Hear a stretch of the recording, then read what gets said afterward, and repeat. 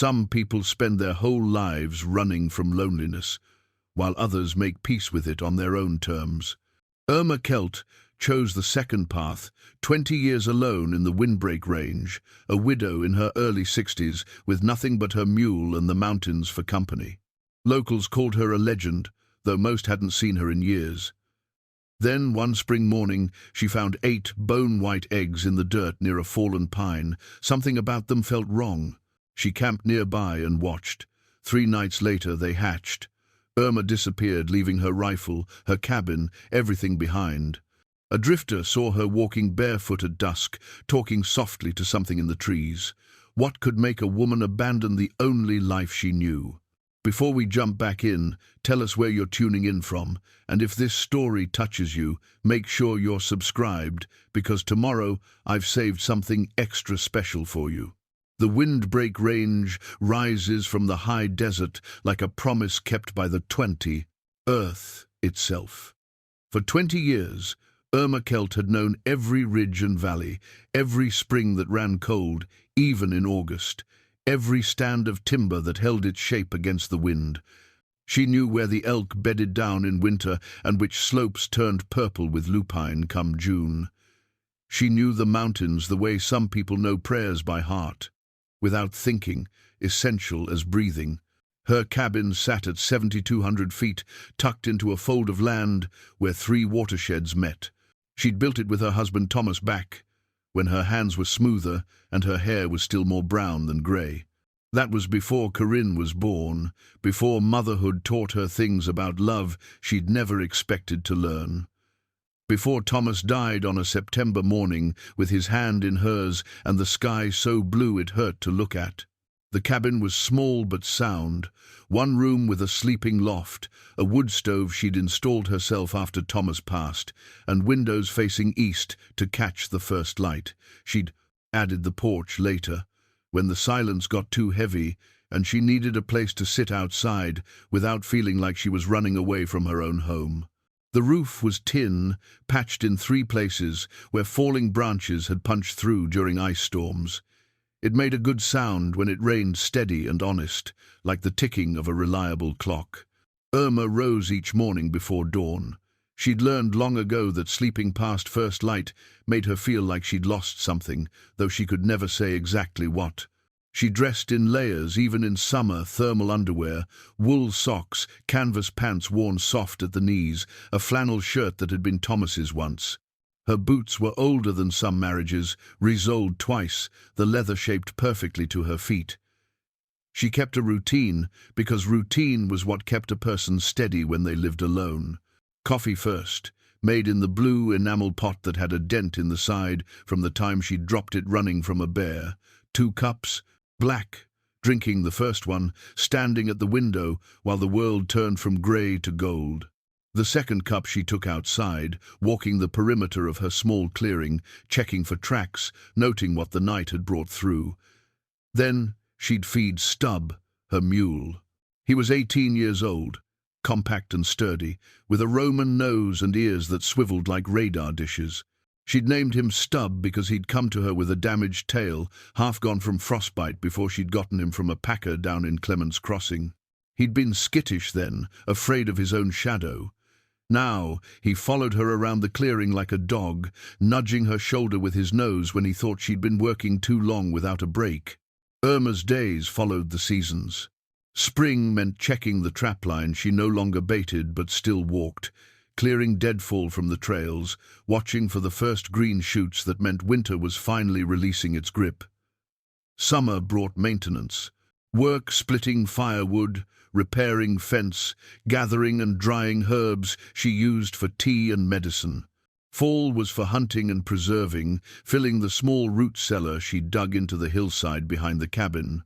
Winter was for endurance, for reading by lamplight and listening to the wind test every board and nail. She went to town once a month, sometimes less. Clements Crossing sat at the base of the range, 23 miles down a road that was paved for the first 8 miles and got progressively worse after that. The town had maybe 300 people, a general store, a post office, a diner that served breakfast all day, and a bar called the Antler that Irma had never set foot in. She didn't drink anymore, not since Thomas died, and she'd discovered how easy it would be to disappear into a bottle and never come back. Vernon Hayes ran the general store, a man in his 70s with hands gnarled by arthritis, but a mind still sharp as winter air. He'd known Thomas, had sold them supplies when they were first building the cabin. He never asked Irma why she stayed up there alone, never offered opinions on what she should do with her life. He just filled her orders: flour, sugar, salt, coffee, ammunition for the rifle, kerosene for the lamps, and made small talk about weather and wildlife sightings. Sometimes he'd save her a newspaper from Denver, weeks old, but still news to her. She had a post office box she checked on those monthly trips. Mostly it held catalogues and the occasional letter from the county about property taxes. Once, about 7 years back, there'd been a letter from Corinne. Irma had held it for a long time before opening it, standing right there in the post office, her hands shaking slightly. The letter had been brief, almost formal. Corinne had gotten divorced. She was living in Denver. She'd wanted Irma to know. There was no return address, no invitation to respond. Irma had folded it carefully and put it in her pocket, and she'd never mentioned it to anyone. The argument that had driven them apart had happened 15 years ago, 3 years after Thomas died. Corinne had driven up to the cabin, determined and angry, and told Irma she needed to leave the mountains. "Come live in town," she'd said, "or come to Denver. You can't stay up here alone forever. It's not healthy. It's not safe. Think about what Dad would have wanted." But Irma had thought about what Thomas would have wanted. She'd thought about little else for 3 years, and what she'd concluded was that Thomas would have wanted her to live, really live, not just exist in some half-life at the edges of other people's worlds. Up here, she was living. She woke up every morning with purpose. She kept herself and Stub alive. She maintained the cabin, walked the land, witnessed the seasons turn. She hurt, yes, but she hurt honestly, without pretense or performance. Corinne hadn't understood, or maybe she had understood too well, had seen her mother choosing solitude over her, choosing grief over family. The argument had escalated until Corinne was crying and Irma was saying things she didn't mean, or maybe things she meant too much. "You left me," Corinne had shouted. "When Dad died, you left me too. I needed a mother and you disappeared." Irma had stood silent in the doorway as Corinne drove away. She'd watched the dust settle on the road, and then she'd gone inside and taken off the braided leather bracelet Thomas had made for her on their wedding day. She'd walked out to the edge of the clearing and buried it beneath a young aspen tree. If she couldn't be the person her daughter needed, then she wouldn't pretend to be the person Thomas had loved. She'd be someone new, someone harder, someone who didn't need anyone. The years had proven her at least partially right. She'd survived. More than survived, she'd found a kind of peace in the rhythms of solitary life. She'd become known among the few hikers and hunters who ventured into this remote section of the range. The mountain woman, the hermit of Windbreak. Some said she was crazy. Others said she was the sanest person they'd ever met. Irma didn't particularly care which story people told. She'd been a wilderness guide before Thomas died, back when Corinne was young. She'd led pack trips into the high country, taught people how to read the land, how to move through it with respect. Thomas had guided too, though his real passion had been the history of the range. He'd spent hours talking to the old-timers, the indigenous guides who knew stories that went back generations. He'd kept a journal filled with notes about the land, about legends and unexplained things people had seen. After he died, Irma had put that journal away. It hurt too much to read his handwriting, to see his curiosity preserved on paper when he was gone. She'd pulled it out only once, about 5 years ago, when she'd found tracks she couldn't identify near the upper springs. Large, with too many toes, pressed deep into mud that should have been frozen. She'd photographed them, studied them, and finally opened Thomas's journal, looking for any mention of unusual prints. She'd found a sketch he'd made remarkably similar. Beneath it he'd written, "Old Jack says these are guardian tracks, says they only appear when something's changing, when the land needs attention." Irma had closed the journal and put it back in its box. She'd told herself it was nothing, just a bear print distorted by melting and refreezing. But she'd remembered the sketch, and she'd paid closer attention after that. This spring had felt different from the start. The snowmelt came early, the rivers running high by mid-April. The birds returned in greater numbers than she'd seen in years, filling the timber with song that seemed almost frantic. Stubb had been skittish, startling at nothing, his ears constantly swiveling. And Irma herself had felt an unease she couldn't name, a sense of something building just beyond her awareness. On the first day of May, she decided to hike up to the back ridge near Widow's Peak, a formation of rock that offered a view across 3 valleys. She'd packed light water, dried meat, her knife, binoculars, and left Stubb in the clearing with enough hay to keep him content. The trail up was steep but familiar, her legs finding the rhythm of the climb without conscious thought. The forest had been too quiet. That was the first thing she'd noticed. No squirrels chattering, no jays scolding, no rustle of smaller creatures in the undergrowth. Just the sound of her own breathing and the soft scrape of her boots on stone. She'd stopped several times, listening, trying to understand what felt wrong. The air itself seemed to be waiting. Near the top of the ridge, she'd found the pine. It was massive, easily 400 years old, and it had fallen recently within the last week, she guessed, from the freshness of the exposed wood. But there'd been no storms, no high winds. The tree hadn't been struck by lightning. It had simply fallen, its root ball torn from the earth, leaving a crater of disturbed soil. And in that crater, arranged in a perfect circle, were 8 eggs. The eggs were unlike anything Irma had encountered in 40 years of living in these mountains. Each was the size of her 2 fists pressed together, bone-white and perfectly smooth. Not like bird eggs with their slightly porous shells, and not like reptile eggs with their leathery give. These were hard, almost ceramic, and warm to the touch despite the cool morning air. She'd knelt beside them for a long time, her knees pressing into the damp earth, studying them without touching.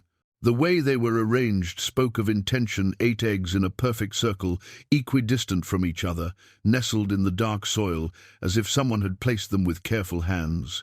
But the root ball had clearly fallen naturally, the crater torn open by the tree's collapse. There was no way. Someone could have arranged them after the fact. The eggs had been beneath the tree, hidden in the earth, and the tree's falling had exposed them.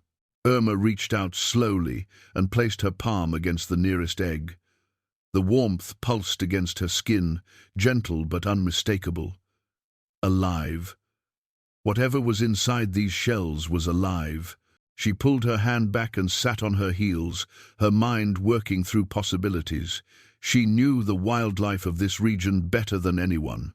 She knew what nested here, what hibernated, what might bury eggs in soil. Nothing matched this. The silence of the forest pressed in around her. Not peaceful silence, but the silence of held breath, of watching. She looked up at the standing timber, at the patches of sky visible through new spring leaves, and felt the weight of unseen attention. Something was aware of her presence here.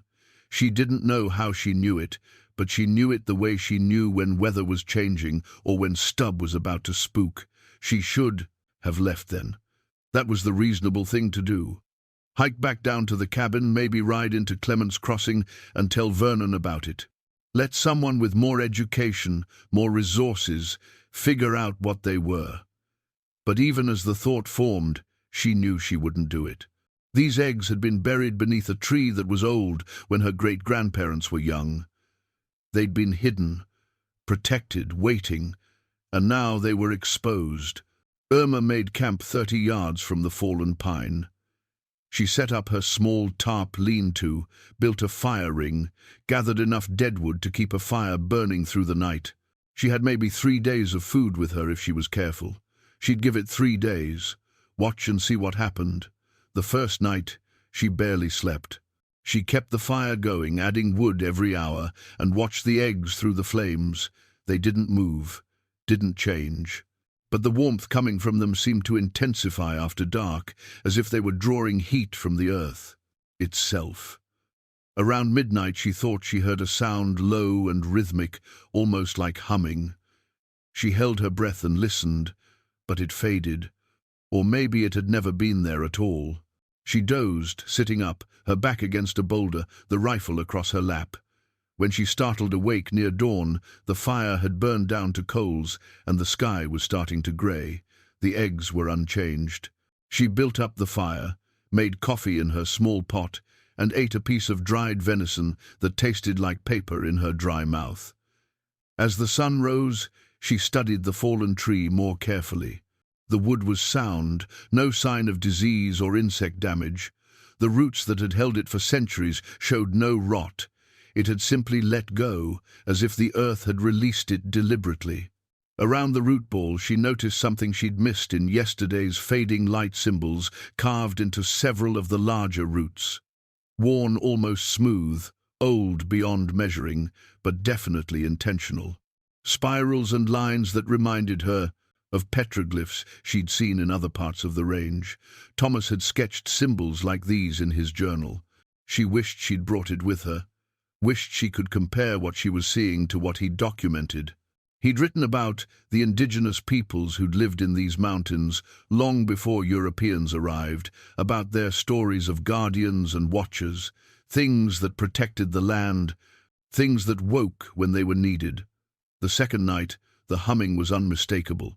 It started just after sunset, a sound that seemed to come from the eggs themselves or from the ground beneath them. Low and steady, it vibrated in her chest, made her teeth ache slightly.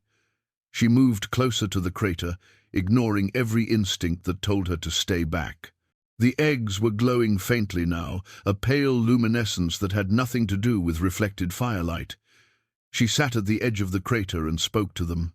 It felt foolish, but no more foolish than camping alone in the dark watching. Impossible eggs. "I don't know what you are," she said quietly. "I don't know if you can hear me or understand me, but I'm here. I'll stay until I know you're safe." The humming seemed to pulse in response, or maybe that was her imagination. She wrapped herself in her blanket and sat vigil through the night, feeding the fire, watching. Near dawn, she fell into a restless sleep and dreamed of Thomas. He was standing at the edge of the clearing back at the cabin, beckoning to her. "Come away," he said. "This isn't for you. Leave while you still can." But in the dream, she shook her head. "I can't," she told him. "I don't know why, but I can't." She woke to find herself still sitting at the crater's edge, the sun already up, the eggs unchanged except for fine cracks beginning to web across their surfaces, her heart hammered in her chest. It was happening. Whatever this was, it was happening now. The third night, she didn't sleep at all.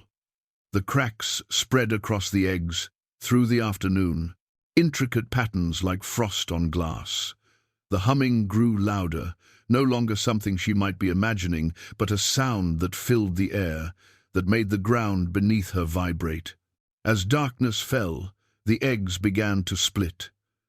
The first one opened near midnight.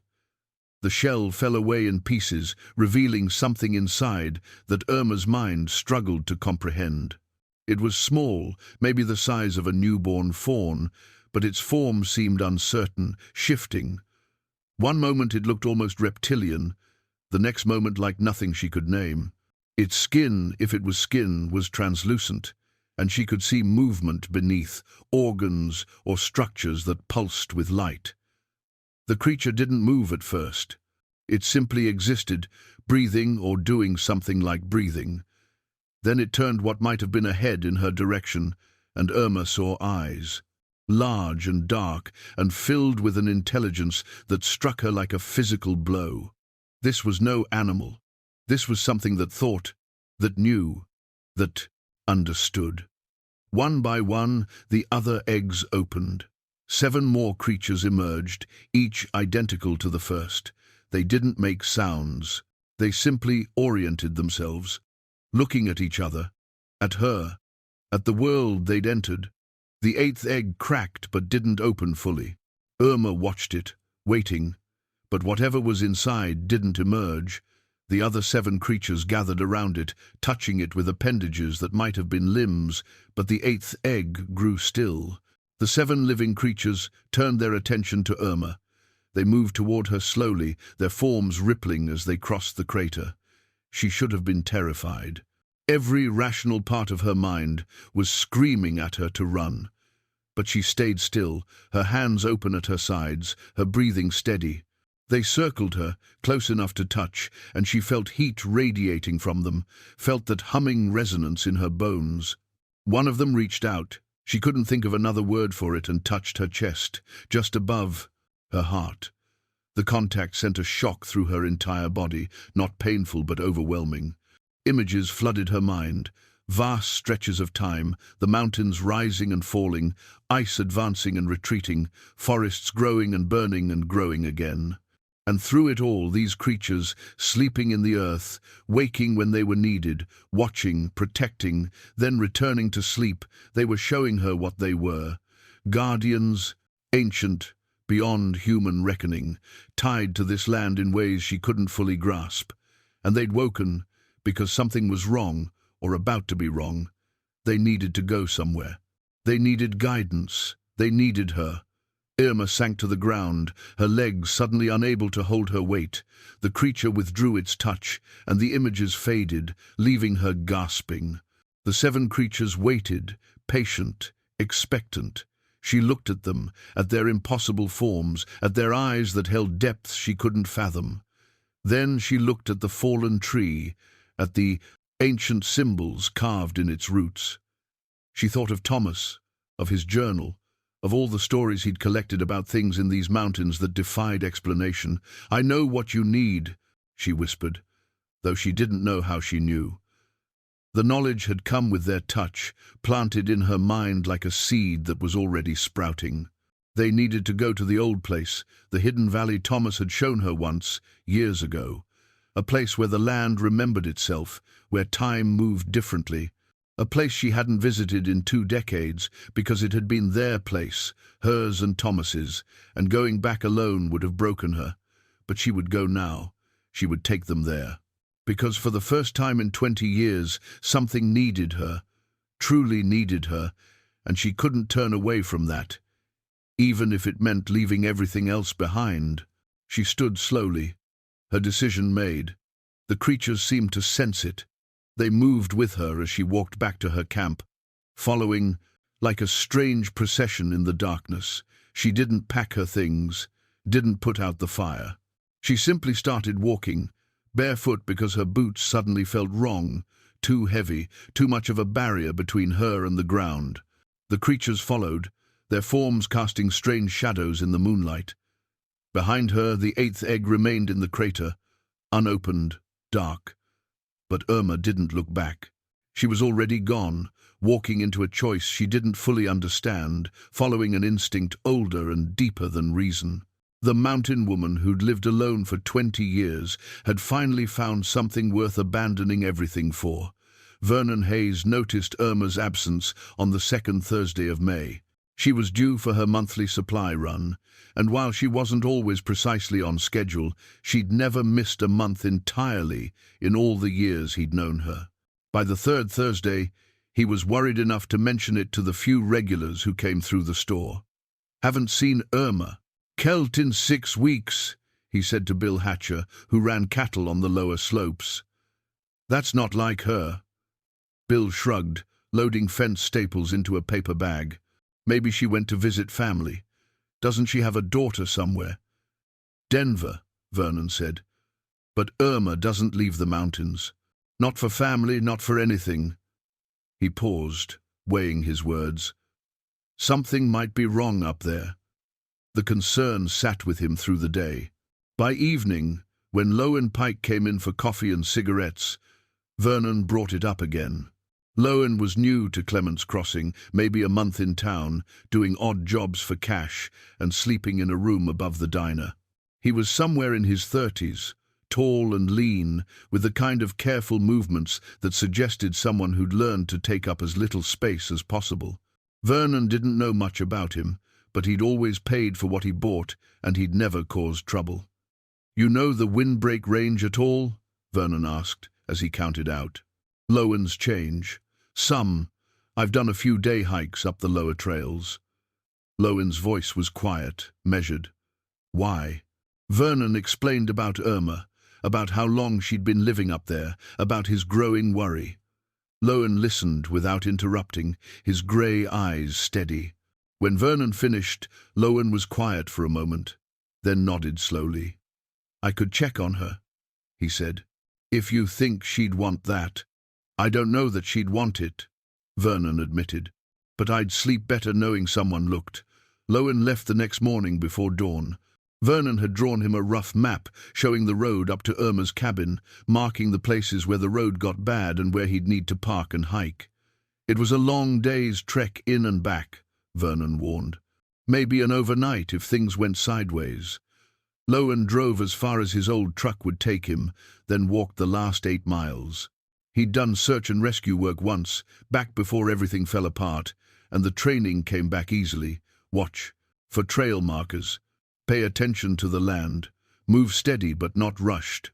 The day was warm for May, the sun strong at this altitude, and by the time he reached the clearing where Vernon said the cabin stood, his shirt was stuck to his back with sweat. The cabin looked undisturbed. Shutters open, no obvious damage, woodpile neatly stacked under a lean-to. A mule watched him from a small corral, its ears forward with interest but not alarm. Lowen approached slowly, called out Irma's name. No response. He tried the door unlocked and stepped inside. Everything was in order, almost too much in order, dishes washed and drying by the sink. Bed made, the wood stove cold but clean. It looked like someone had stepped out for a few hours, expecting to return, but there was dust on the table, more than a few hours would account for. And on the mantel above the stove, a rifle sat in its rack. Vernon had mentioned that Irma never went far without that rifle.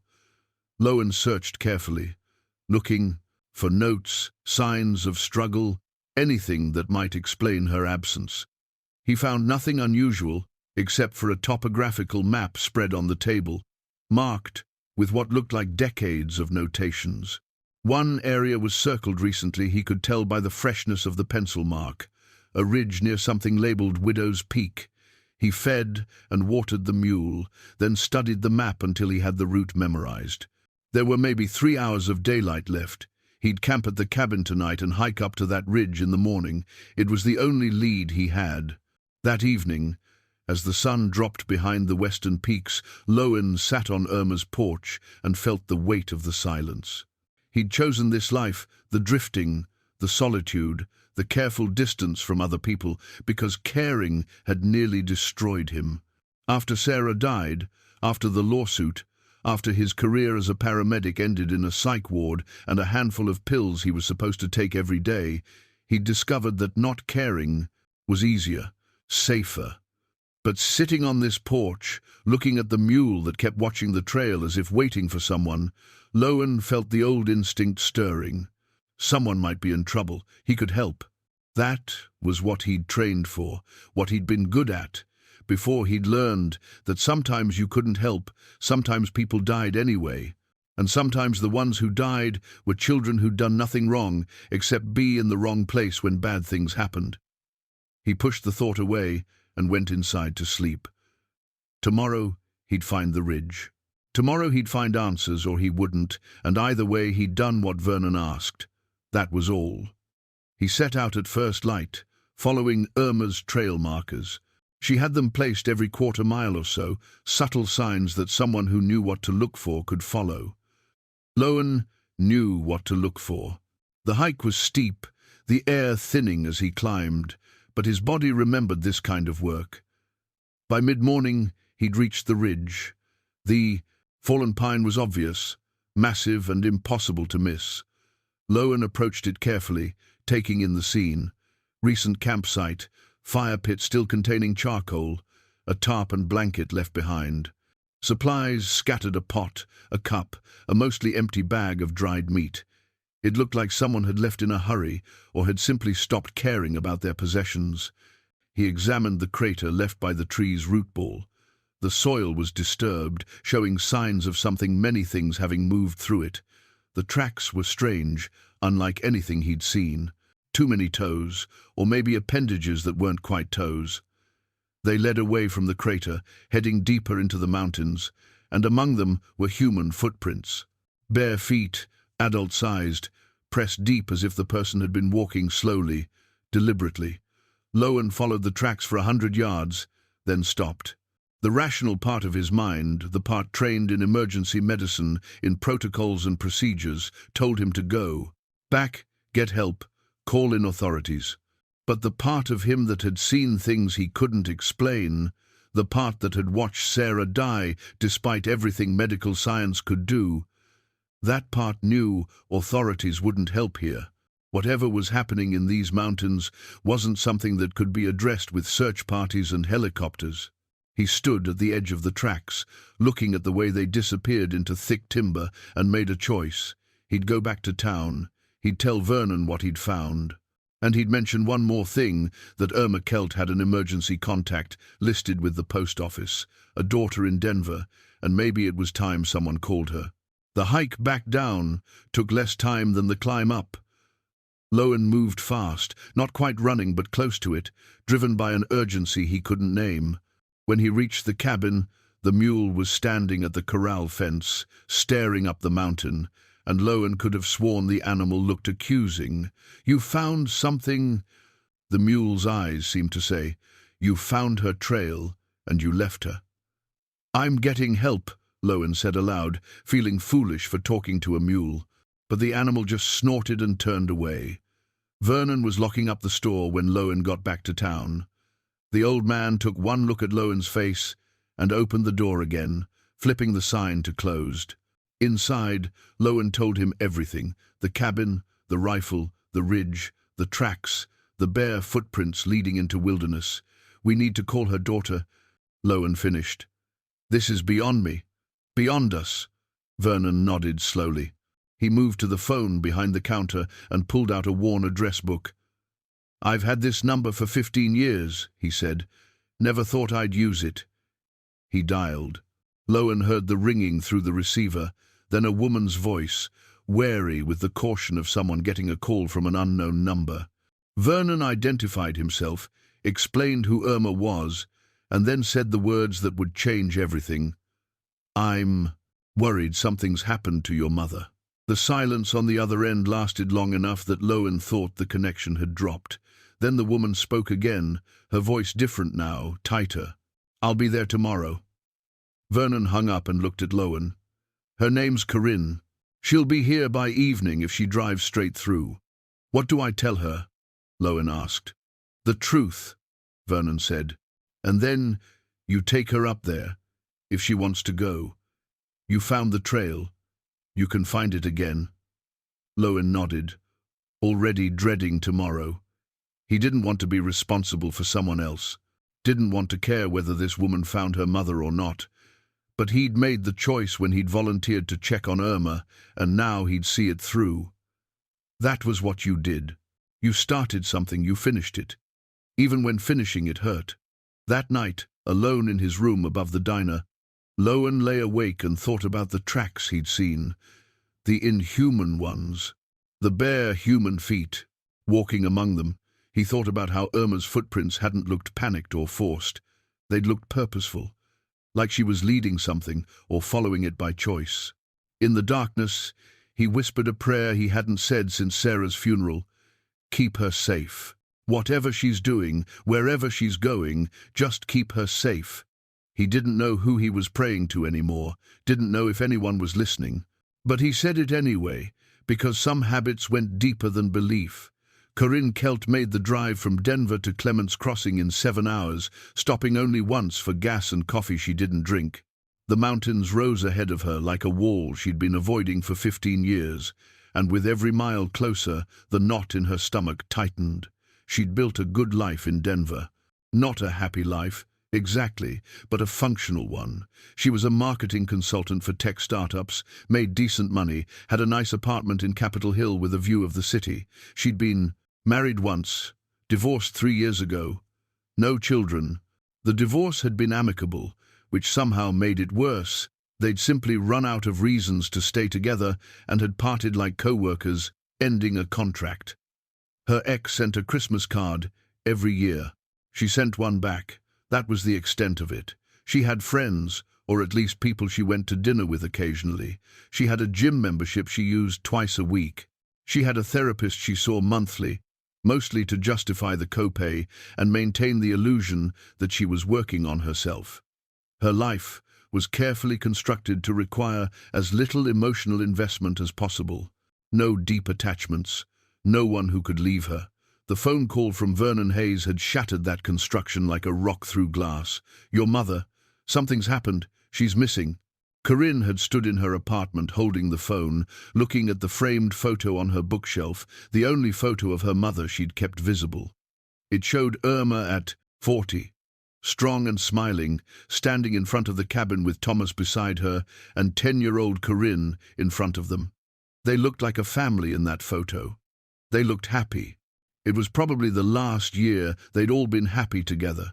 She'd packed a bag mechanically, hiking clothes, boots, flashlight, first aid kit, and hit the road before she could talk herself out of it.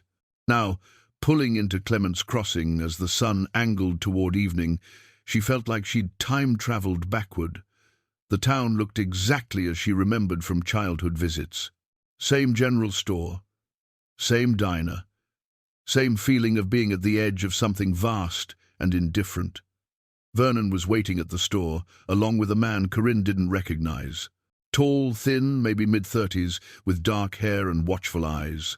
Vernon introduced him as Lowen Pike, the man who'd hiked up to check on Irma. "Thank you for coming," Vernon said, and Corinne heard genuine relief in his voice. "I've been worried. Sick.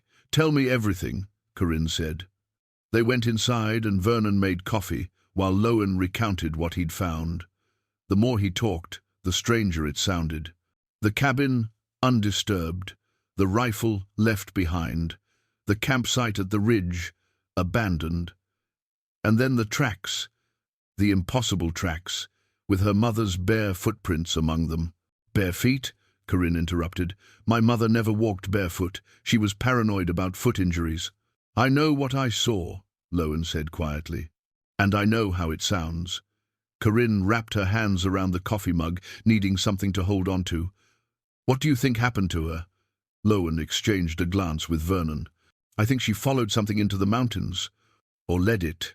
The tracks looked purposeful, not like she was running or being forced." "That doesn't make any sense."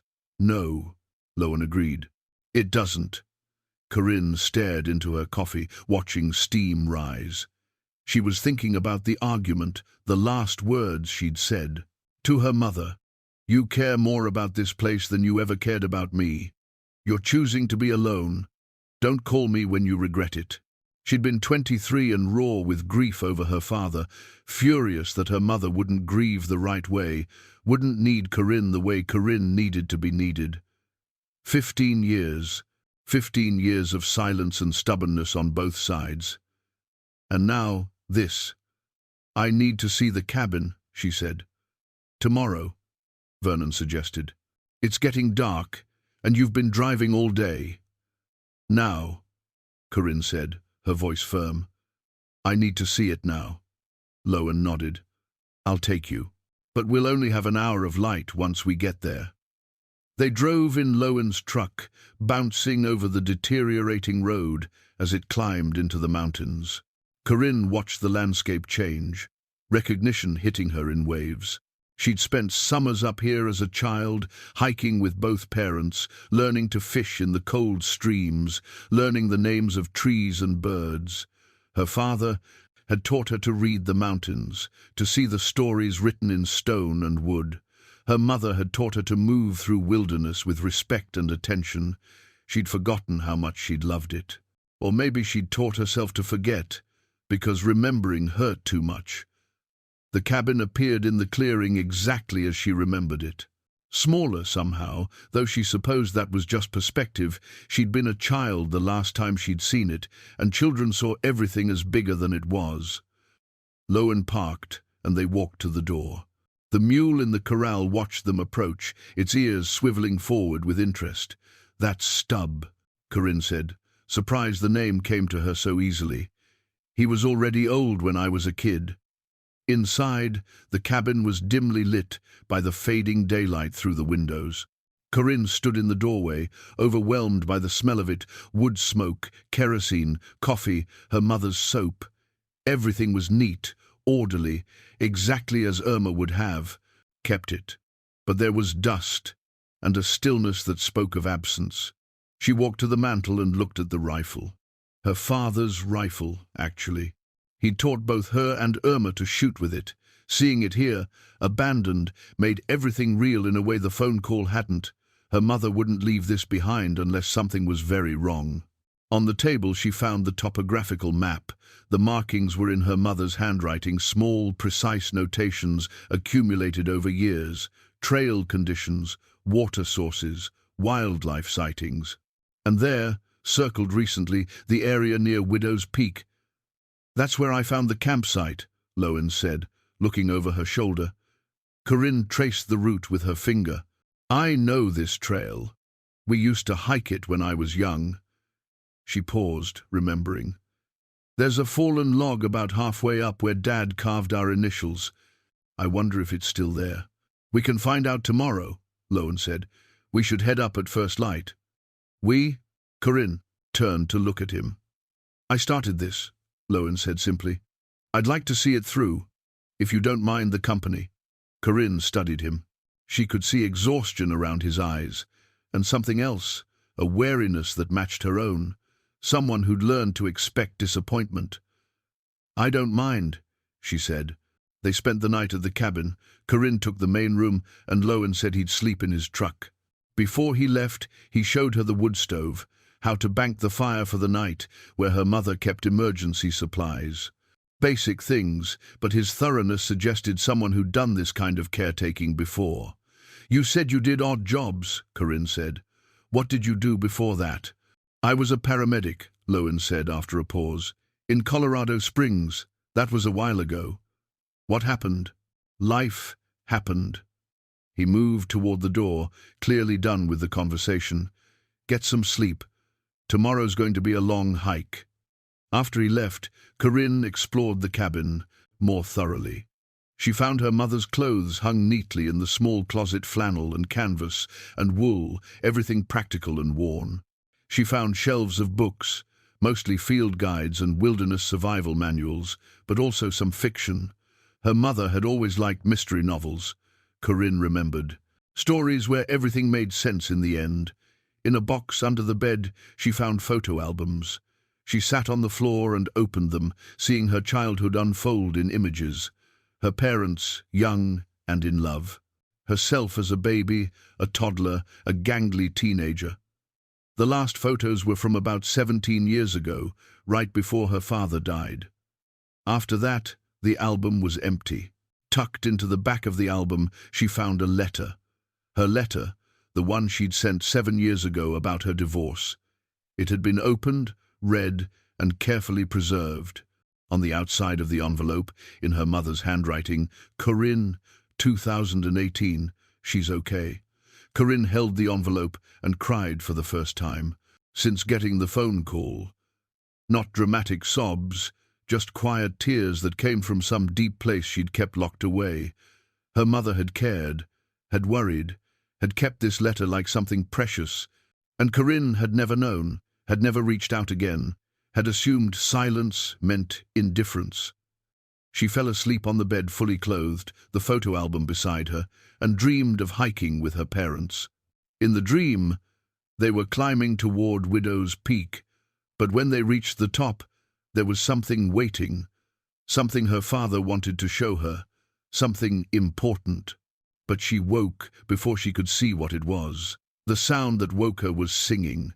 No, not singing exactly something like singing, but in no language she recognized. It was coming from outside, distant but clear in the mountain silence. She went to the window and looked out at the moonlit clearing. Nothing moved. But the sound continued, rising and falling like wind through trees, except there was no wind. Corinne stood at the window until the sound faded. Her heart was racing, her rational mind trying to find explanations. An owl. Coyotes. The wind, after all. But she knew what she'd heard, and she knew it wasn't any of those things. Whatever had led her mother into the mountains, it was still out there. And tomorrow, Corinne was going to find it. They started hiking at dawn, both of them moving quietly through the early morning chill. Lowen led the way, following the trail markers he'd memorized from Irma's map. Corinne walked behind him, her body remembering the rhythm of mountain hiking even after all these years. The pack on her back held water, food, basic first aid supplies, and the things Lowen had suggested: rope, a tarp, matches, a knife. The trail was steeper than she remembered, or maybe she was just older, less conditioned for this kind of climb. Her thighs burned after the first mile, but she didn't complain. Lowen set a steady pace, not too fast, stopping occasionally, to check landmarks against the mental map he carried. He moved with the confidence of someone who'd done this kind of navigation many times before. "How long were you a paramedic?" Corinne asked during one of their rest stops. 8 years, Lowen said, passing her his water bottle when she'd finished hers. "Started when I was 24, worked in Colorado Springs until I was 32. That's not that long ago. 3 years. He took the water bottle back and drank. "Feels longer. What made you stop?" Lowen was quiet for a moment, looking up the trail. "I had a bad call. A kid, 5 years old, hit by a car. We did everything right, everything by the book. But sometimes the book doesn't matter." He stood, shouldering his pack. "She died in the ambulance. Her mother was riding with us, holding her hand. I had to tell that mother that her daughter was gone." "I'm sorry," Corinne said quietly. "It happens. It's part of the job. Except I couldn't make it part of the job anymore. I started having panic attacks on calls. Couldn't sleep, couldn't function. They put me on leave, sent me to therapy, but I knew I was done. So I quit. Started moving around. Been moving ever since." They hiked in silence after that. Corinne thought about her own life, her own ways of running. At least Lowen was honest about it. She'd spent 15 years pretending she wasn't avoiding anything, that her careful, controlled life was a choice rather than a defense. By mid-morning they reached the spot where the fallen log crossed the trail. Corinne stopped, staring at it. The log was mostly decomposed now, but she could still make out the carvings her father had made: TKIKCK, surrounded by a rough heart. Thomas Kelt, Irma Kelt, Corinne Kelt. A family that no longer existed. "You okay?" Lowen asked. "Yeah." Corinne touched the carved wood briefly, then moved on. "How much further?" "Maybe another hour to the ridge." They found the fallen pine just after noon. The massive tree dominated the landscape, its root ball torn from the earth like a wound. Corinne approached slowly, taking in the scene. The abandoned campsite was exactly as Lowen had described: tarp, blanket, supplies scattered as if someone had simply walked away mid-task. She knelt by the fire pit and touched the charcoal. Cold, but not ancient, a few weeks old at most. Then she moved to the crater left by the roots and felt her breath catch. The disturbed soil showed clear signs of something having nested here. 8 distinct depressions in a perfect circle. And around them, the tracks. "You weren't exaggerating," she said, looking up at Lowen. "These aren't from any animal I know." "No." She stood and walked the perimeter of the tracks, following them as they led away from the crater. Among the strange prints were her mother's footprints. Bare feet, just as Lowen had said. Deep impressions, purposeful spacing, not running, not stumbling, walking with intention. Corinne found something else, translucent material caught on a branch at waist height. She pulled it free carefully. It was thin as tissue but strong, with an odd texture that shifted under her fingers. She held it up to the sunlight and saw something inside it, faint images that might have been patterns or might have been her imagination. "What is that?" Lowen asked, coming to stand beside her. "I don't know. Some kind of membrane?" She folded it carefully and put it in her pocket. "Whatever made these tracks, it sheds its skin." They searched the area more thoroughly. Lowen found more of the membrane material, confirming that whatever had emerged from those 8 depressions had left evidence of rapid growth. Corinne found her mother's boots, placed neatly side by side near the campsite, as if Irma had deliberately chosen to continue barefoot. "She made a choice here," Corinne said, holding one of the boots. She saw something, understood something, and decided to follow it. "Or lead it," Lowen said. "Or lead it." Corinne looked at the tracks leading deeper into the wilderness. "We need to follow them. It's past noon. If we go much further, we won't make it back to the cabin before dark.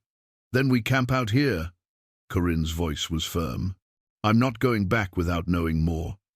Lowen studied her for a moment, then nodded. "All right, but we make camp before we lose light, and we're careful. Something about this place feels wrong." He was right.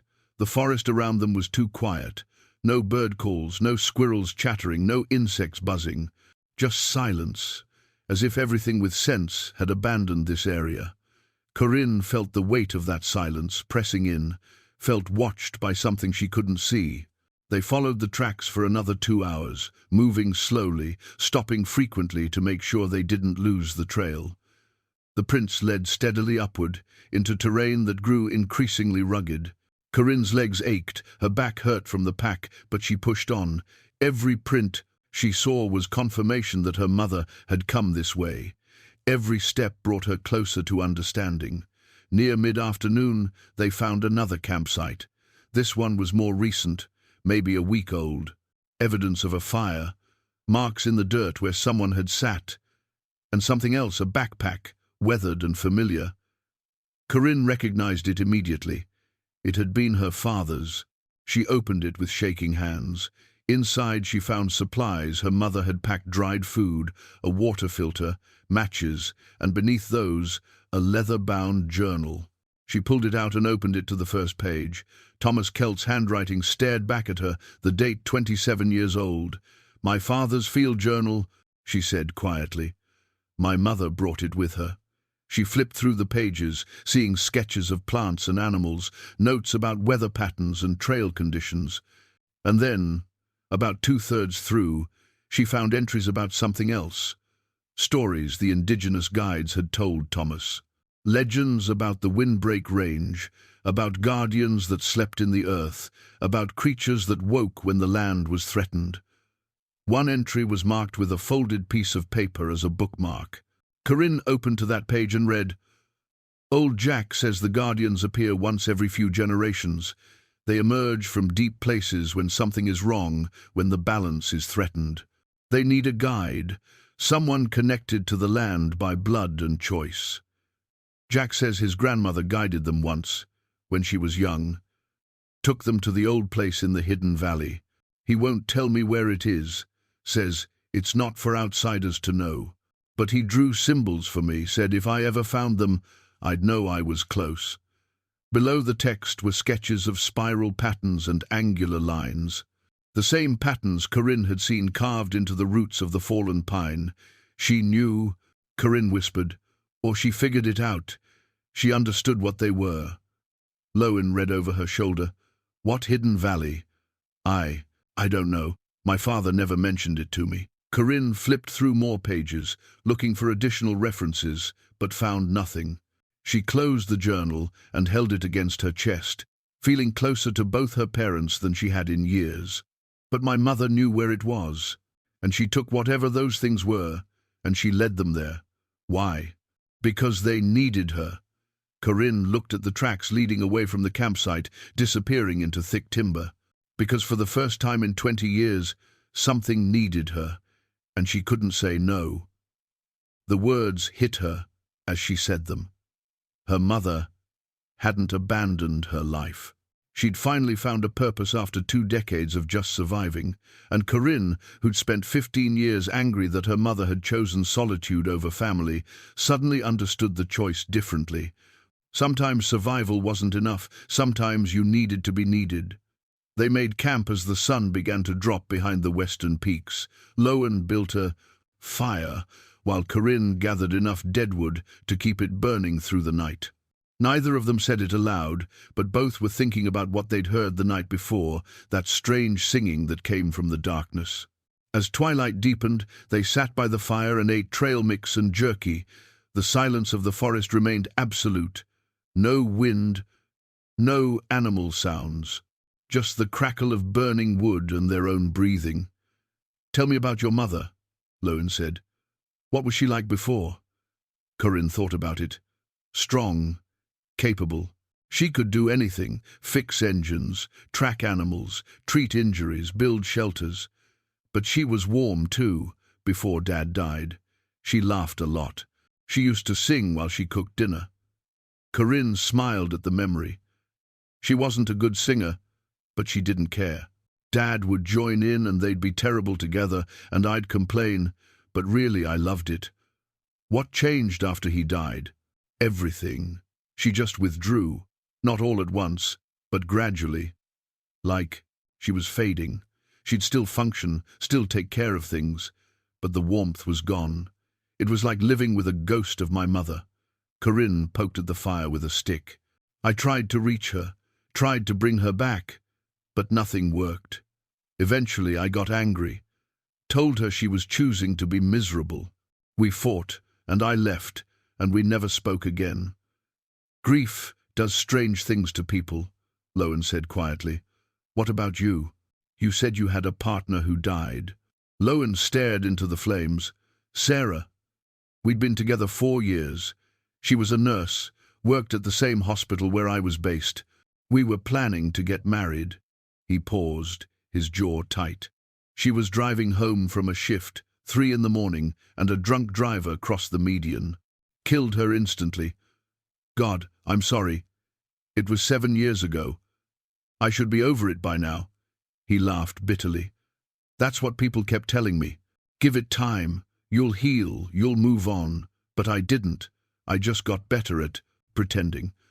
They sat in silence, two people who'd both run from grief in different ways, thrown together by circumstance in a strange place, pursuing an impossible trail.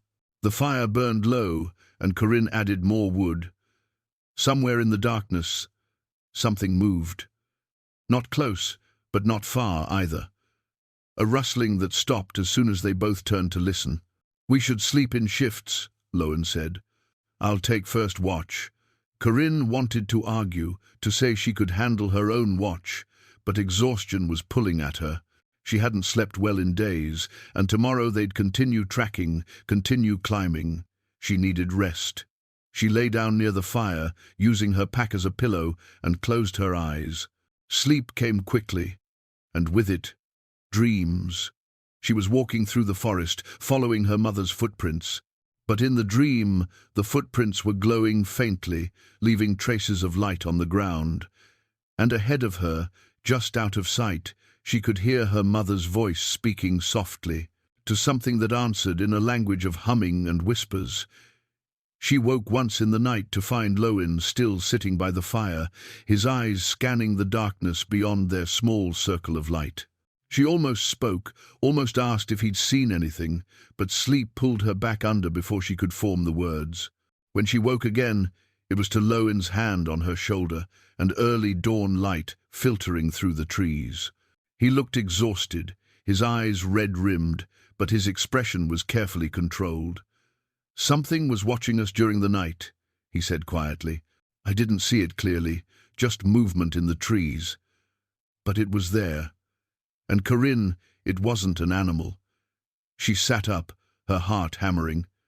"Did it come close?" "No, just watched. I think it wanted us to know it was there." He paused. "We need to decide if we're continuing or turning back."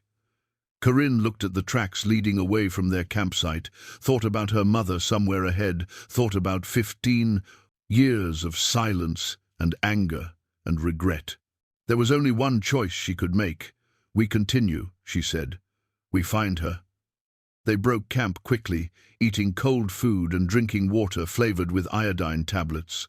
The tracks continued upward, growing fresher with each mile. Corinne could see where branches had been recently disturbed, where vegetation had been pressed down by passage. They were getting close. Around midday, the terrain changed. The dense forest opened into a series of rocky clearings, and ahead of them, the land dropped away into a valley Corinne had never seen before. Hidden between three peaks, sheltered and secret, it looked like something from another time. Ancient stone formations jutted from earth covered in grass so green it seemed unreal. A pool of water at the valley's center reflected the sky with perfect clarity. And moving through the valley below were shapes that made Corinne's mind struggle to process what she was seeing. 7 creatures, each the size of a large deer, moved with fluid grace around the stone formations. Their bodies were translucent, shifting between forms, sometimes appearing almost solid, sometimes seeming to be made of light and shadow. They were beautiful and terrifying in equal measure, and watching them, Corinne felt something in her chest tighten with an emotion she couldn't name. "There," Lowen whispered, pointing. Among the creatures stood a human figure. Even from this distance, Corinne recognized her mother's posture, the way she held herself. Irma was barefoot, her clothes dirty and worn, but she stood with the creatures as if she belonged there, as if this was exactly where she was meant to be. "Mum," Corinne breathed, and then louder, without thinking. "Mum." The figure turned. Even across the distance, Corinne felt the impact of her mother's gaze. The creatures paused in their movements, all 7 turning to look up at the ridge where Corinne and Lowen stood. Corinne started down the slope, half sliding on loose scree, not caring about caution or safety. She heard Lowen call her name but didn't stop. All she could think was that her mother was there, alive, real, and Corinne had found her. She reached the valley floor and ran across the grass toward her mother. Irma stood motionless, and as Corinne got closer, she could see her mother's face thinner than she remembered, weathered by weeks in the mountains, but alive with an intensity that took Corinne's breath away. This wasn't the withdrawn, grief-hollowed woman Corinne had left 15 years ago. This was someone transformed. "Mum," Corinne said again, stopping a few feet away, suddenly uncertain. "You shouldn't be here," Irma said, and her voice was raw, like she'd been crying or hadn't spoken in days. "Corinne, you shouldn't have come. You disappeared. You left everything. Vernon called me. He was worried. I was—" Corinne stopped, overwhelmed by the rush of emotions. "What are you doing? What are those things?" The creatures had moved closer, forming a loose circle around them. Up close, they were even more impossible. Corinne could see through them to the stones beyond, could see structures inside them that pulsed with light, could see eyes that held intelligence far beyond any animal she'd ever encountered. "They're guardians," Irma said softly. "Ancient protectors of this land. They've been sleeping for generations, and they woke because something is wrong. They needed guidance to reach this place." She gestured at the valley around them. "This is where they belong. This is where they can complete their purpose. That doesn't explain why you left everything behind. Your cabin, your rifle, your life." "I didn't abandon anything," Irma interrupted, and there was heat in her voice now. "For the first time in 20 years, I found something that needed me. Not just needed someone, but needed me specifically. Do you understand what that's like? To spend 2 decades just existing, just surviving, and then to suddenly have a purpose?" "I needed you," Corinne said, her own voice rising. "After Dad died, I needed you, and you disappeared into these mountains and shut me out." "I know," Irma's voice broke. "I know, and I'm sorry. I didn't know how to be your mother anymore. I didn't know how to be anything except alone." Lowen had reached the valley floor and was approaching cautiously, his eyes on the creatures. One of them turned toward him, studying him with those impossibly deep eyes, and Lowen froze. "It's all right," Irma said to Lowen. "They won't hurt you. They're curious, that's all. They're trying to understand why you're here." "We're here because we were worried about you," Lowen said. "The whole town thinks you're missing." "I'm not missing. I'm exactly where I need to be." Irma looked at the creatures, and her expression softened. "But I can't explain that to anyone. How do you explain this? Who would believe it?"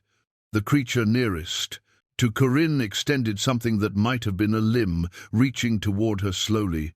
Corinne fought every instinct to run and held still. The touch, when it came, was warm and sent a shock of sensation through her entire body, not painful but overwhelming. Images flooded her mind.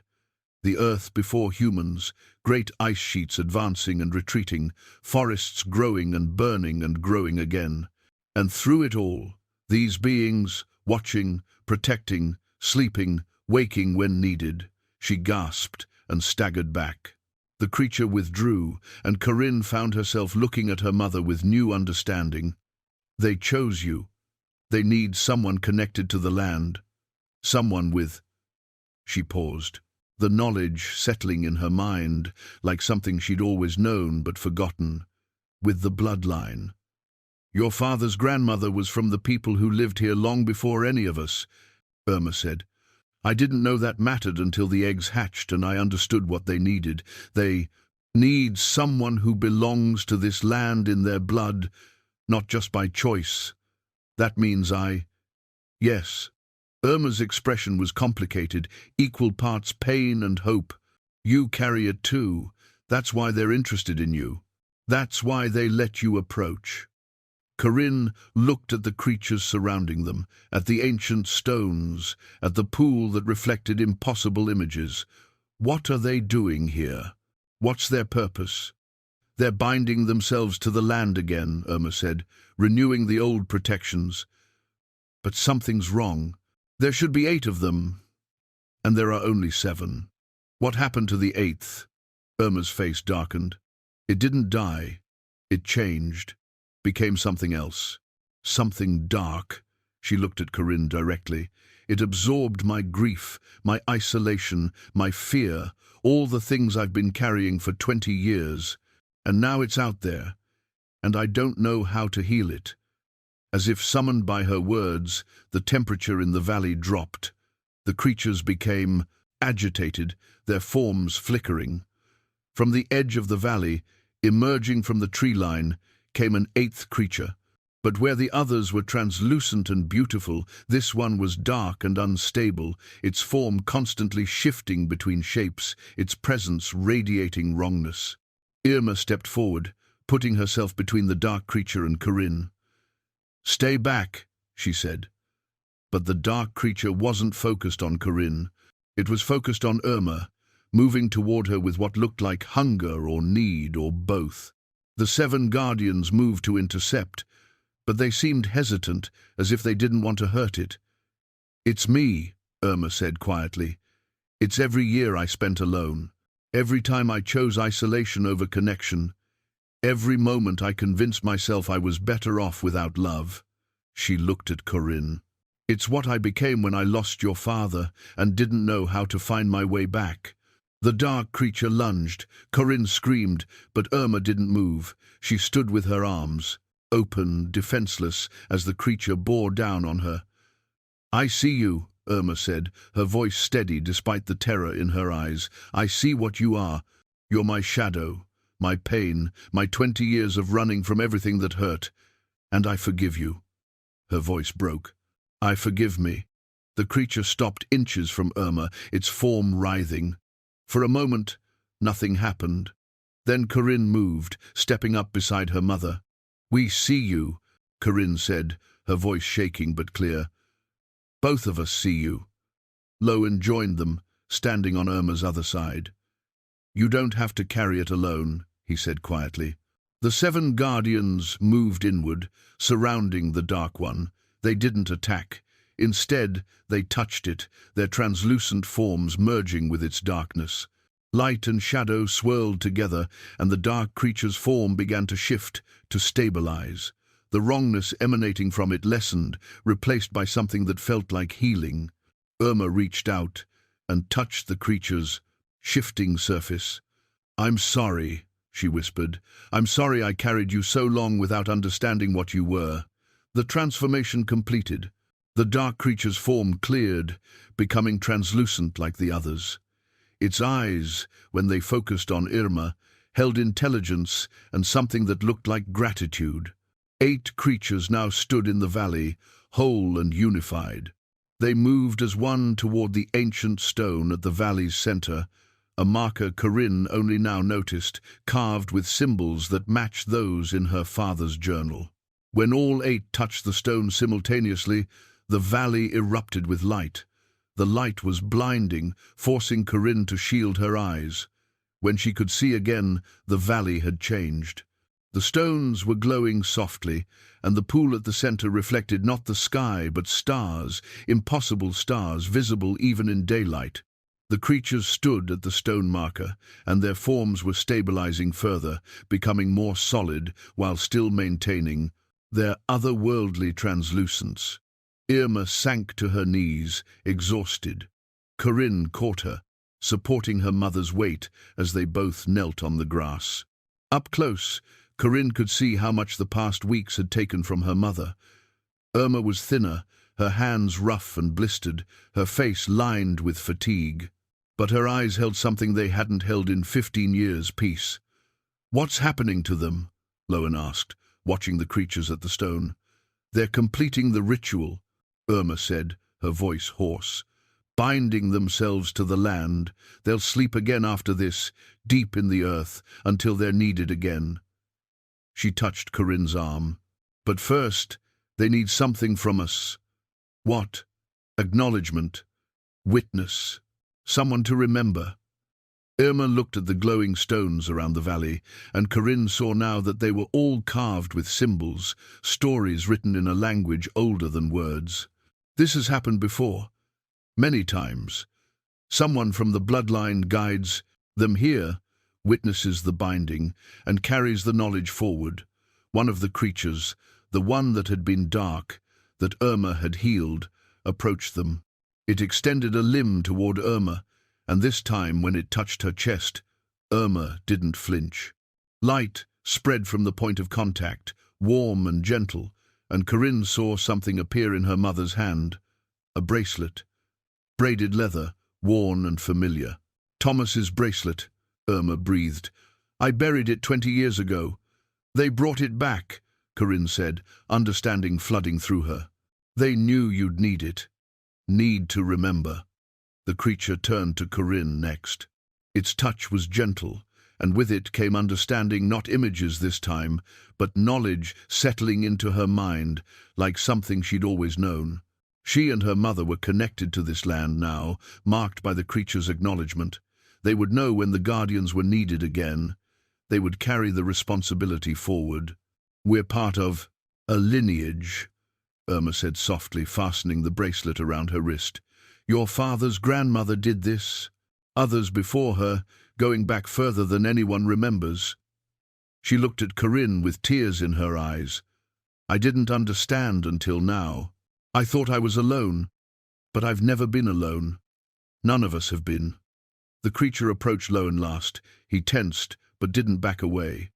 When it touched him, his eyes widened. "What did it show you?" Corinne asked. "Nothing," Lowen said, his voice strange. "It didn't show me anything. It just—" He paused, searching for words. "It told me I belonged here, that I could stop running if I wanted to, that the land would hold me if I let it." The creatures returned to the stone marker. One by one, they began to dissolve, their forms becoming light, becoming earth, becoming part of the valley itself.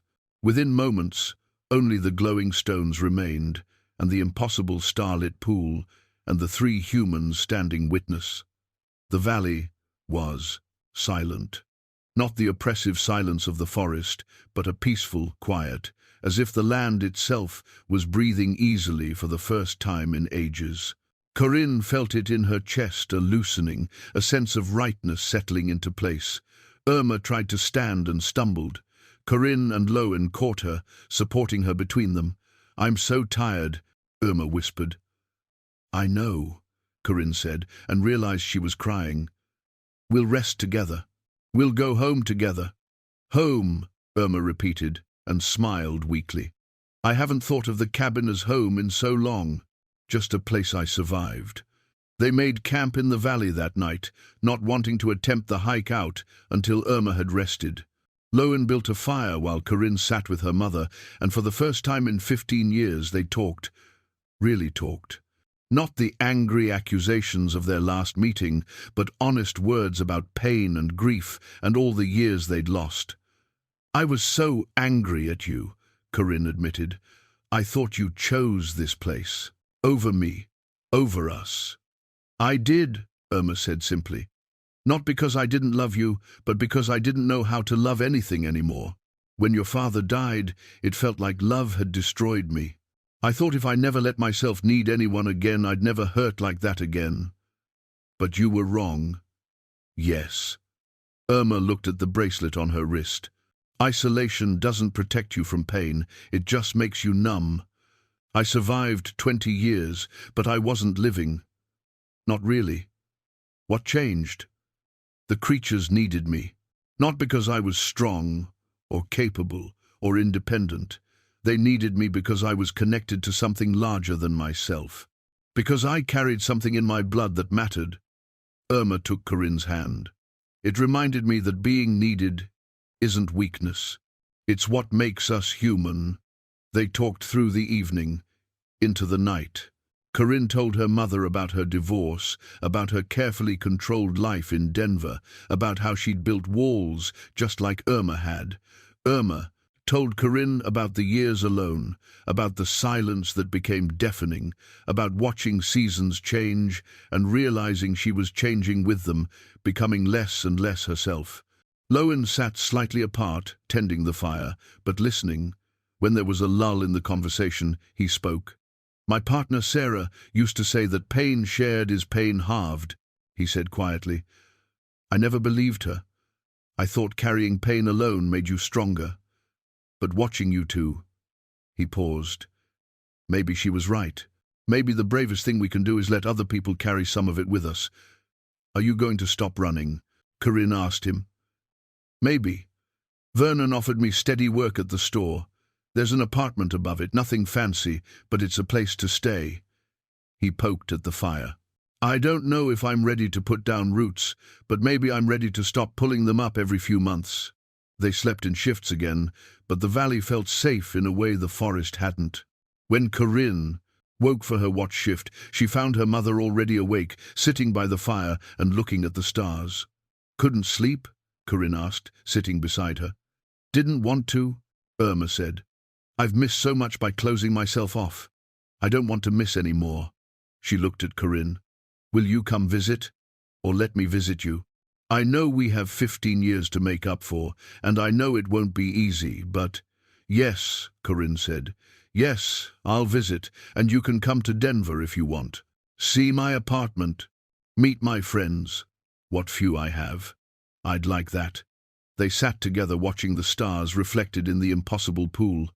Mother and daughter reconnecting through silence as much as words. When dawn came, they woke Lowen and prepared for the journey back. Irma was weak, but determined. The hike out took 2 days, with frequent rest stops. They spent the second night at Irma's campsite near Widow's Peak, and in the morning, Corinne helped her mother gather the few belongings she'd left behind. The eggs' shells had dissolved completely, leaving no trace of what had emerged from them. Already, the forest was returning, birds calling, squirrels moving through the branches, the normal sounds of life resuming. When they finally reached the cabin, Stubb was at the corral fence, ears forward, making a sound Corinne had never heard a mule make, something almost like crying. Irma went to him immediately, pressing her face against his neck, and the mule stood perfectly still, as if he understood she needed that connection. Vernon was waiting at the cabin. He'd driven up that morning after Lowen had called from the satellite phone Irma kept for emergencies. The old man's face showed pure relief when he saw them coming down the trail. Irma Kelt, he said, his voice gruff with emotion. You put years on my life, disappearing like that. I'm sorry, Vernon, Irma said. I didn't mean to worry anyone. What happened up there? Irma and Corinne exchanged glances. How did you explain the impossible? How did you tell someone about ancient guardians and rituals that predated human memory? I got lost, Irma said simply, but my daughter found me. Vernon seemed to understand that was all the explanation they were going to give. He nodded, accepting it, and helped them load Irma's essential supplies into his truck. The cabin could wait. What mattered was getting Irma down to town, getting her fed and rested properly. The weeks that followed took on a rhythm that felt both strange and necessary. Corinne extended her leave from work, then made it permanent. She could consult remotely, could build a life that wasn't tied to Denver's concrete and crowds. She moved into the cabin with her mother, and together they began the work of rebuilding what had been broken between them. It wasn't easy. There were moments when old patterns emerged, when Irma retreated into silence, or Corinne felt the familiar anger rising. But they'd both changed. Enough to recognize those moments for what they were. Old ghosts that needed acknowledging, not feeding.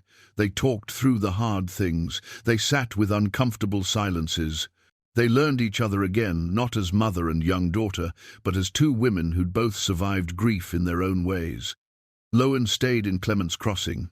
He took Vernon's offer of steady work and the apartment above the store. He hiked up to the cabin once a week, helping with repairs, sharing meals, becoming part of the small circle they were building. He didn't talk much about his past, but he stopped looking like he was preparing to run. His hands grew steadier, his eyes clearer. One evening in early July, as the three of them sat on the cabin's porch watching the sun drop behind the peaks, Irma began to tell stories. Stories her husband had collected, stories about the land and the people who'd lived here before any of them.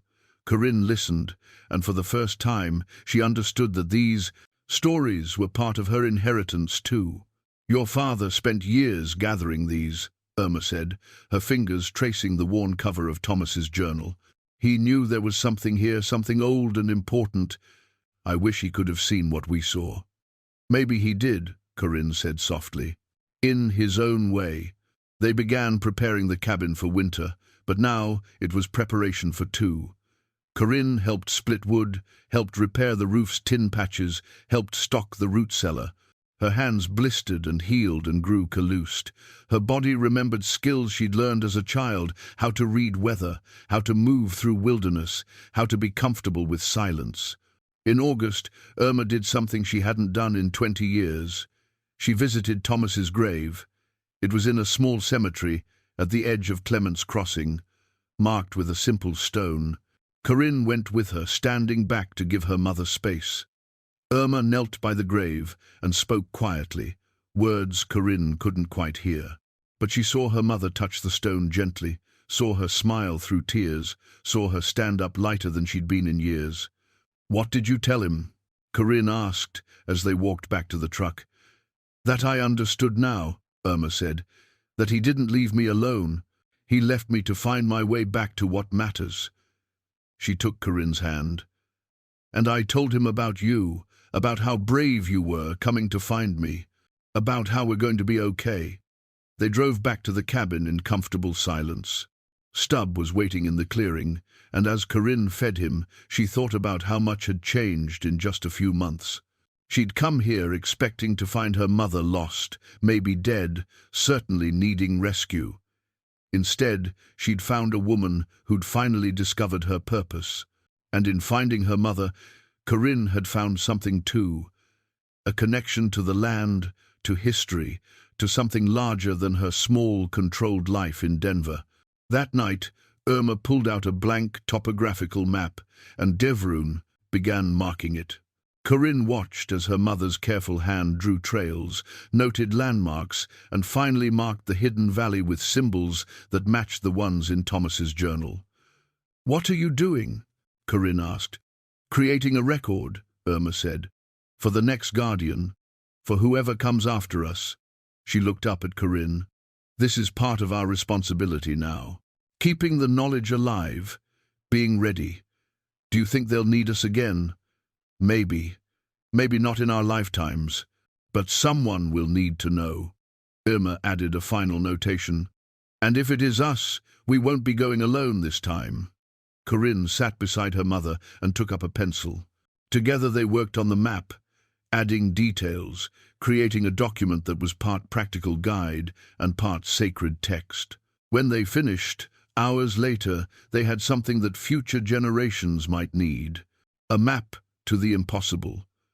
A record of what the land held. September brought the first frost. The aspen turned gold, and the high peaks dusted with snow. Lowen helped them prepare the cabin for winter, banking earth against the foundation, checking the stove, ensuring the woodpile was adequate. On one of his visits, he brought something wrapped in cloth. "I found this at an estate sale," he said, handing it to Irma. "Thought you might want it." Irma unwrapped the cloth and found a small wood carving a mule, rendered with simple but skilled hands. She turned it over and saw carved on the base, "Stub." "It's beautiful," she said, her voice thick. "Seemed right," Lowen said, "for the mule who waited." They placed it on the mantel next to a photo of Thomas. Small altar of memory and continuation. As October arrived, Corinne made a decision. She'd stay through winter, maybe longer. Her Denver apartment could be sublet, her clients managed remotely. She'd spent 15 years building a life that required nothing from her emotionally. It was time to build something different, something that asked her to care, to connect, to risk being hurt again. She told her mother over morning coffee, the cabin warm with the wood stove's heat. "You're sure?" Irma asked. "Winter up here is hard. You remember that." "I remember," Corinne said. "And I'm sure. We have 15 years to make up for. I don't want to waste any more time." Irma reached across the table and took her daughter's hand. The braided leather bracelet on her wrist caught the light. "Your father would be so proud of you, of both of us." They settled into winter's rhythm. Long, dark evenings spent reading by lamplight or working on projects. Irma teaching Corinne how to tan hides. Corinne showing Irma how to use the laptop she'd brought, connecting them to the wider world without leaving the mountains. They talked about everything and nothing. They learned to be comfortable in silence together. Lowen visited when the roads allowed, bringing supplies and news from town. Vernon sent messages, usually complaints about his arthritis, but really just checking in. The small community they'd built held through the cold months. On a clear night in December, Corinne and Irma bundled up and walked out to the edge of the clearing. The stars were brilliant, sharp as ice in the thin mountain air. They stood together looking up, and Corinne thought about the creatures sleeping somewhere deep in the earth, about the valley where impossible stars reflected in daylight, about the lineage they were part of. "Do you think about them?" Corinne asked. "The guardians?" "Every day," Irma said. "Sometimes I can feel them. Very faint, like a pulse in the earth. They're sleeping, but they're there, watching, waiting." "It doesn't scare you?" "No." Irma looked at her daughter. "It used to scare me, being responsible for anything beyond myself. But now I understand we're not carrying this alone. We have each other. We have Lowen and Vernon and anyone else who becomes part of this. The responsibility is shared." They stood in the cold, breathing, clouds of vapor, connected to each other and to something ancient and ongoing. Eventually, they went back inside, back to the warm cabin, where Stubb could be heard settling in his shelter, where the fire crackled, where coffee waited. Spring came early. By April, the snow was retreating, and the first green shoots were pushing through the earth. Irma and Corinne began planning the garden they'd plant together, arguing good-naturedly about what vegetables would do best at this altitude. On the 1st of May, exactly 1 year since Irma had found the eggs, they hiked to the ridge near Widow's Peak. The fallen pine was still there, weathering slowly, its wood already softening with rot. The crater where the root ball had torn free was filling in with new growth. Small wildflowers bloomed around its edges. They stood looking at it, remembering. "A year ago, I thought my life was over," Irma said. "I thought I'd just exist here until I died, alone and forgotten. And now I have you, back. I have purpose. I have," she paused, searching for the word, "I have hope." They hiked back to the cabin as the sun climbed higher. Lowen was waiting for them, having driven up that morning with fresh supplies and news that Vernon had finally agreed to hire permanent help, that the store was doing well, that Clement's Crossing was growing slowly but steadily. "Town's changing," Lowen said, "but some things stay the same." "Good," Irma said. "Change is good, as long as we remember what matters." That evening, the three of them worked on expanding the cabin. Corinne had drawn up plans for a second room, a small addition that would give them both more space. Lowen had brought lumber, and together they began the work of building something new from the foundation of what had been. As they worked, Corinne thought about the map they'd created, about the knowledge they were preserving, about the responsibility they carried.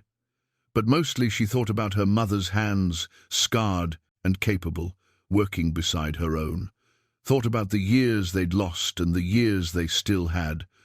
Thought about how sometimes you had to lose everything to understand what really mattered. The sun set slowly, painting the mountains in shades of gold and rose. Somewhere deep in the earth, ancient guardians slept their patient sleep. Somewhere in the hidden valley, stars reflected in an impossible pool. And here, on this mountain, three people who'd all been running from pain in different ways were finally learning to stand still, to build, to stay. Irma stood back from the work and looked at what they'd started. The framing was rough, would need weeks more work, but it was solid, it was real. She turned to Corinne and smiled, and in that smile was everything they'd both learned about grief, about love, about the courage it took to need someone again. "We're going to be okay," Irma said. Corinne put down her hammer and embraced her mother. "We already are." In the distance, barely visible against the darkening trees, a shimmer of light moved through the timber. It was there for just a moment, then gone. But Irma saw it, and she smiled. The guardians were sleeping, yes, but they were watching too. The land was protected, the lineage continued. And up here in the Windbreak Range, where the wind sang through ancient timber and the stars shone bright enough to navigate by, a woman who'd spent 20 years alone had finally found her way home. Not to a place, but to connection, to purpose. To the understanding that being needed wasn't weakness, but the very thing that made survival worth the effort. The cabin lights glowed warm in the gathering darkness.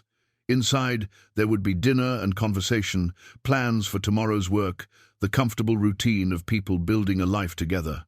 Outside, the mountains stood eternal, holding their secrets, keeping their watch. And in both places, inside and out, human and wild, there was peace.